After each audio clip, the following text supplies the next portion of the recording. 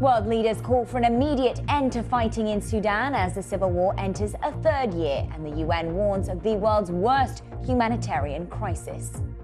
The White House defends President Trump's decision to freeze $2 billion in federal funds for Harvard University, accusing the Ivy League institution of allowing anti-Semitism on campus.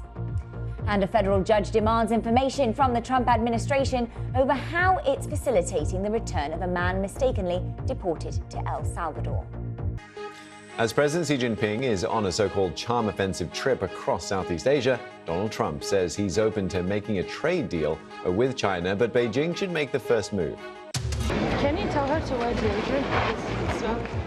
British tennis player Harriet Dart apologises after saying her opponent smells really bad and asking for her to wear deodorant. He's done it. And 40 years on, one of the most famous matches in snooker history, Steve Davis and Dennis Taylor recreate that winning shot.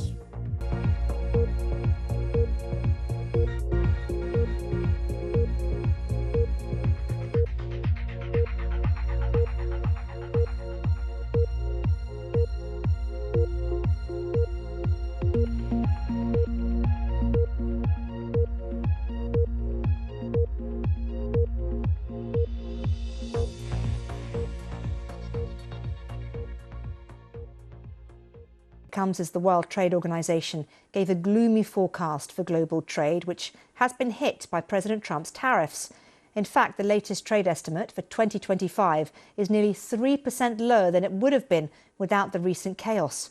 Well, China has admitted the US trade tariffs will put pressure on its economy and has changed its top international trade negotiator to Li Chengyang, now taking charge of talks with the US over tariffs.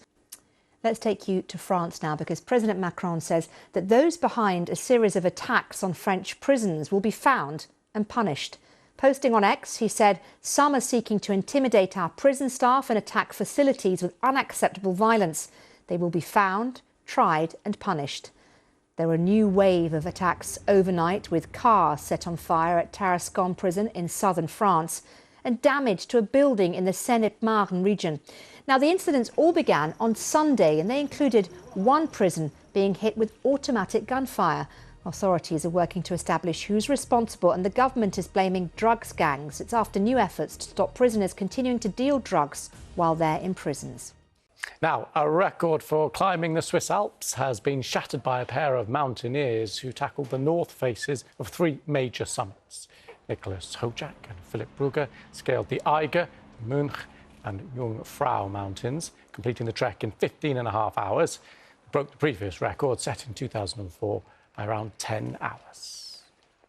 And finally, it's called a colossal squid. The one we're about to show you is, in fact, a baby, but it's been filmed in its natural environment for the first time since the species was discovered 100 years ago. It was at a depth of 600 metres in the South Atlantic Ocean.